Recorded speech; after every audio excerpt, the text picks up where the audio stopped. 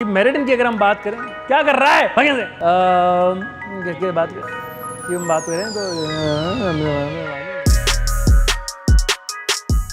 आज भी अगर हम इंडियन ऑटोमोटिव मार्केट की बात करें तो सिर्फ एक कलर है जो सबसे ज़्यादा मार्केट में दिखता है। अगर स्पेशली आप अपने बड़ों से घर में पूछें कि मुझे एक गाड़ी लेनी है, किस कलर की लेनी चाहिए, तो उनका सबसे पहला जवाब होगा वाइट कलर। जी हाँ, वाइट कलर ऑलमोस्ट 40% से ज़्यादा इंडिया मार्केट में बिकता है और वाजिब भी है। इंडिया में वाइट कलर का पॉपुलर होना और उसके पीछे दो बड़े कारण हैं। पहला, इंडिया की रिलीजियस सोच, जहाँ पे वाइट को एक प्योर कलर माना जाता है, और दूसरा, इंडिया में पड़ने वाली 8 महीने की गर्मी। और वाइट कलर के साथ आती है उसकी मेंटेनेंस प्रॉब्लम, जो कहीं ना कहीं पीपीएफ के साथ खत्म तो हो सकती हैं, पर आज भी वाइट कलर के कार ओनर के दिमाग में एक टैबू है कि अगर हम वाइट कलर की गाड़ी पे पीपीएफ कराएंगे तो कहीं वो पीली तो नहीं पड़ जाएगी। जी हाँ, आज हम बात करने जा रहे हैं वाइट कलर पीपीएफ ऑप्शन के लिए, और ये देखना चाहते हैं कि क्या ये ऑप्शन वाकई में एक वैल्यू फॉर मनी है वाइट कलर कार्स के लिए। स्वागत है आपका डिटेलिंग बुल में, और अगर आप हमारा चैनल पहली बार देख रहे हैं तो मेरा नाम है वेद प्रताप। जिस गाड़ी को आज हम करने जा रहे हैं वो जीप कंपास की बड़ी बहन है, जिसको हम जीप मेरिडियन के नाम से भी जानते हैं। जीप मेरिडियन 7 सीटिंग कैपेसिटी के साथ आती है और जीप कंपास की सक्सेस के बाद एक बड़ी उम्मीद के साथ इंडिया मार्केट में उतारी गई है। कस्टमर ने जब ये गाड़ी की डिलीवरी अपनी ली तो उनको कंपनी की तरफ से सेरेमिक कोटिंग का ऑफर आया, जो उन्होंने शायद ठुकराया नहीं, और उन्होंने सोचा कि कुछ ना कुछ प्रोटेक्शन तो जरूरी है। डिलीवरी लेने के बाद जब उन्होंने थोड़े टाइम में गाड़ी को चलाया तो उन्हें रियलाइज हुआ कि सेरेमिक से उनका काम नहीं हो पाएगा, और तब उन्होंने हमें अप्रोच किया और समझा कि मैं पीपीएफ के लिए जाना चाहता हूँ। बाकी सारे कस्टमर्स की तरह भी उनको एक डाउट था कि वाइट कलर पे पीपीएफ अगर वो कराएंगे तो क्या वो पीली पड़ जाएगी। कस्टमर का ये डाउट वाजिब भी था, बिकॉज मार्केट में ये धारणा है कि पीपीएफ जो है वो बहुत पीली पड़ जाती है वाइट कलर के ऊपर, और वो गलत भी नहीं है सही मायने में अगर देखा जाए। बट हमें समझना बहुत जरूरी है कि कौन सी फिल्म वाइट कलर पे लगानी चाहिए और वो कैसी पीली पड़ती है। फिल्म की अगर पीलेपन की हम बात करें तो वाइट कलर्स पे हम डेडिकेटली टीपीयू फिल्म रिकमेंड करते हैं, जो कि नॉन येलोइंग प्रॉपर्टीज के साथ आती हैं। बट अगर हम नॉन येलोइंग प्रॉपर्टीज की बात करें, इसका मतलब ये बिल्कुल भी नहीं है कि वो पीली नहीं पड़ती। एग्जाम्पल के तौर पर हम बात करें तो अगर आपने अपनी पुरानी गाड़ी कभी गौर करी हो वाइट कलर की, तो उस पर भी आप yellow tone over a period time देखते हैं।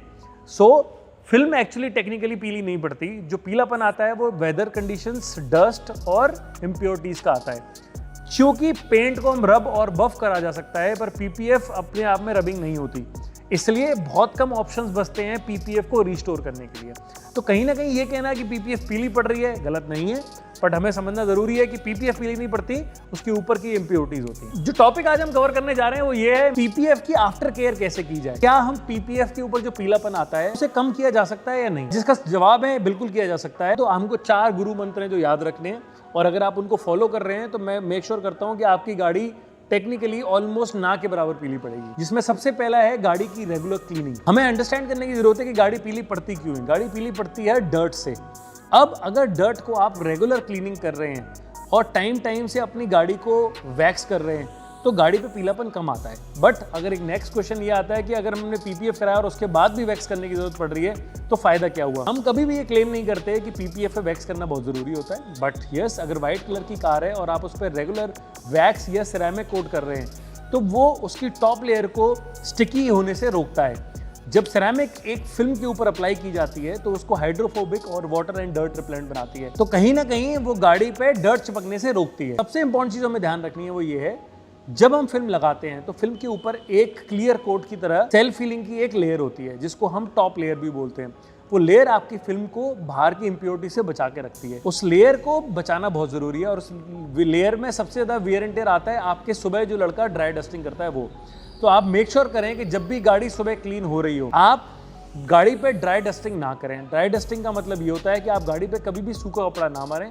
जब आप ऐसा करते हैं तो सूखा कपड़े के साथ आप डर्ट को भी अपनी गाड़ी पे या पीपीएफ के ऊपर रब करते हैं, जिससे कि कहीं ना कहीं आपकी टॉप कोट खराब होती है या फिर डैमेज होती है। सो इसलिए the right method is always cleaning with a wet cloth, और अगर पॉसिबल है तो आप पानी से उसे क्लीन करा सकते हैं। तो सबसे इंपॉर्टेंट फैक्टर है वो ये है कि आप गाड़ी को अगर कोशिश करें कि एक्सट्रीम सनलाइट में रेगुलर ना खड़ी करें।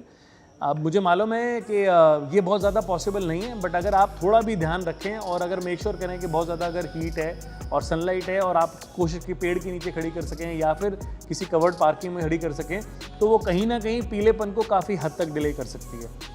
ये सारे मेथड जो मैंने बताए उसका मतलब ये बिल्कुल भी नहीं है कि अगर आप ये नहीं करेंगे तो फिल्म खराब हो जाएगी। 90% केसेस में इंडिया में हम गाड़ी के ऊपर ज़्यादा ध्यान नहीं दे पाते और एक्सट्रीम वेदर कंडीशन के चक्कर में गाड़ी वेयर एंड टियर झेलती है।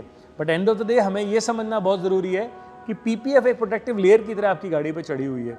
अगर पीलापन, कोई इम्प्योरिटीज़, कोई डर्ट अगर कुछ आ भी रहा है तो वो आपके पीपीएफ के ऊपर आ रहा है, ना कि आपकी बॉडी पेंट के ऊपर। नो डाउट पीपीएफ अपने आप में एक बहुत बड़ा इन्वेस्टमेंट है, उसे ध्यान रखना बहुत ज़रूरी है। बट हमें ये समझना भी ज़रूरी है कि एंड ऑफ द डे ये सारी एक्टिविटी हम अपने पेंट को बचाने के लिए कर रहे हैं। अगर आप हमारी वीडियो में कुछ और जानकारी जानना चाहते हैं या फिर चाहते हैं कि हम किसी और क्वेश्चंस के आंसर करें तो प्लीज़ हमें नीचे कमेंट सेक्शन में लिख के बताएं या डीएम करें इंस्टाग्राम पे, हमें मोटिवेशन मिलता है। और प्लीज़ उन लोगों से ज़रूर शेयर करें जिनको ऐसा कंटेंट पसंद है। हमारी वीडियो को यहाँ तक देखने के लिए बहुत बहुत धन्यवाद। Good bye.